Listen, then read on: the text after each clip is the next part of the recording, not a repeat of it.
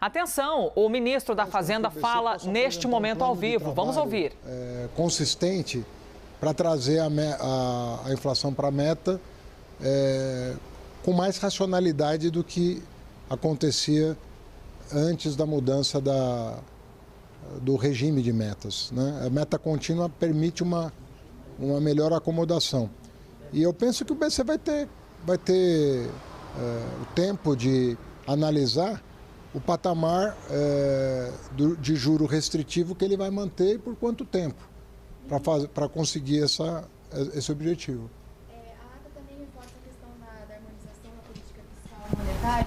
Para esse primeiro semestre, como é que a equipe econômica está avaliando isso? Vocês acham que está sendo suficiente essa gestão fiscal? Seguimos ouvindo o ministro da Fazenda na porta do Ministério. Ao contrário do que foi veiculado, as medidas que foram aprovadas pelo Congresso o ano passado representaram realmente uma contenção da ordem de 30 bilhões de reais, 15 que deveriam ser somados ao orçamento e 15 que vão ser substituídos eventualmente por outras pressões que se mostrarem ao longo do ano. Então teve uma acomodação da ordem de 30 bilhões as medidas tomadas no ano passado, conforme nós viemos defendendo.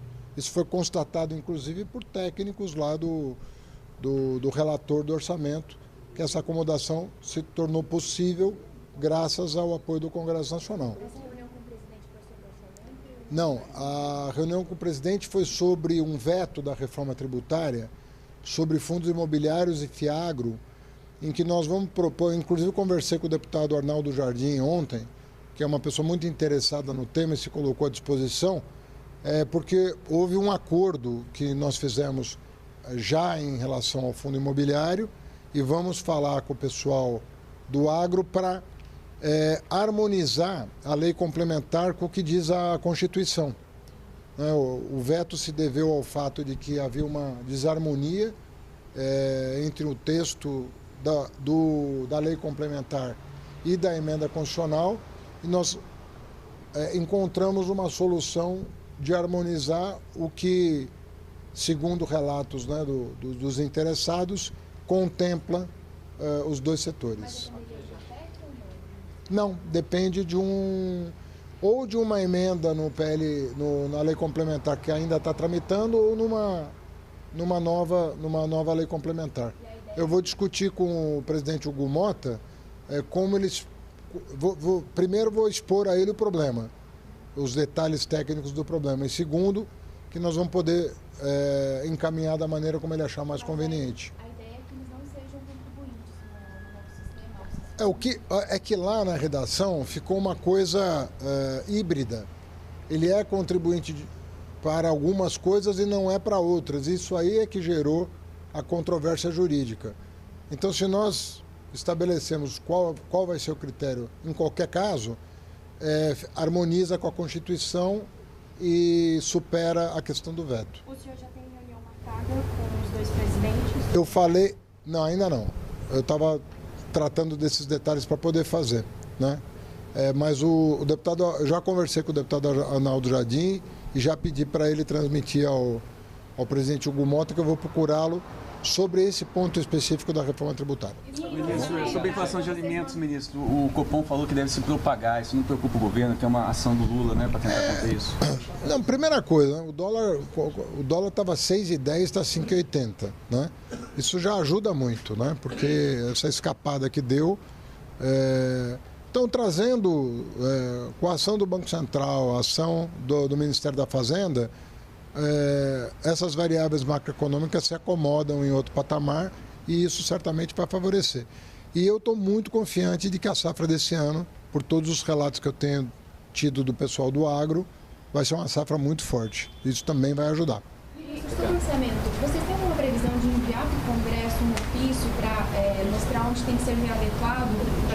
Já está em contato, nós já estamos em contato com o relator, mostrando de onde não vai precisar recurso novo e onde nós vamos poder remanejar as duas coisas.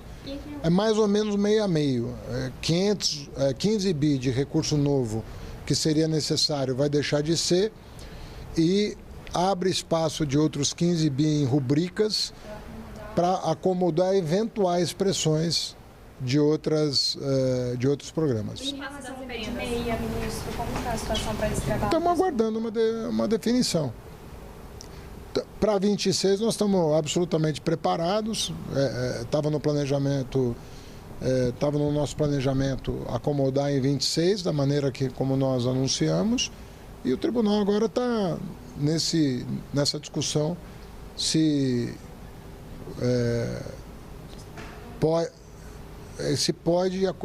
pode deixar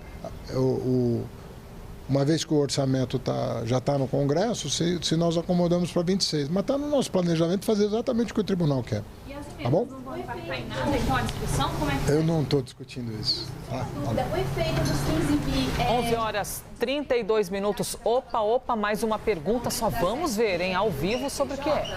Aqueles projetos que acabaram não avançando no Congresso. Não. Vocês vão tentar avançar com esses projetos ainda? Não, nós temos uma pendência ainda jurídica a superar, que é a pendência da DIN, da compensação. Tá bom? Bom, podemos ver que o ministro Fernando Haddad falou sobre vários temas econômicos importantes, tentando passar a ideia de que o governo tem a situação sob controle.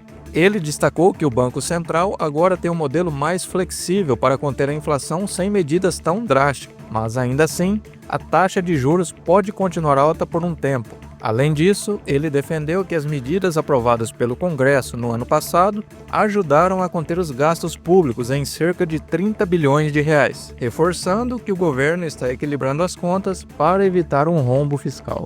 Um dos pontos mais polêmicos foi o veto de Lula sobre os fundos imobiliários e do agronegócio, conhecidos como FIAGROS, pois havia um conflito entre a nova lei e a Constituição. Haddad garantiu que está negociando para encontrar uma solução que satisfaça os dois setores. Sobre a inflação dos alimentos, ele acredita que a queda do dólar, que foi de 6,10 para 5,80, ajudará a reduzir os preços, além de apostar em uma safra agrícola forte para equilibrar o mercado. Em relação ao orçamento, ele explicou que o governo está realocando recursos sem precisar de novos gastos, sendo que metade do ajuste já foi resolvido e a outra metade será feita dentro do orçamento. Por fim, comentou que o planejamento do governo para lidar com a Previdência em 2026 já está estruturado, garantindo que tudo será acomodado sem impactos negativos. No geral, Haddad tenta passar um discurso otimista, dizendo que a economia está no caminho certo, mas fica claro que ainda há muitas incertezas e negociações políticas pela frente. Mas e você? O que achou da entrevista do ministro Fernando Haddad? Ficou com esperanças após a entrevista dele? Acredita mesmo que o país está no caminho certo?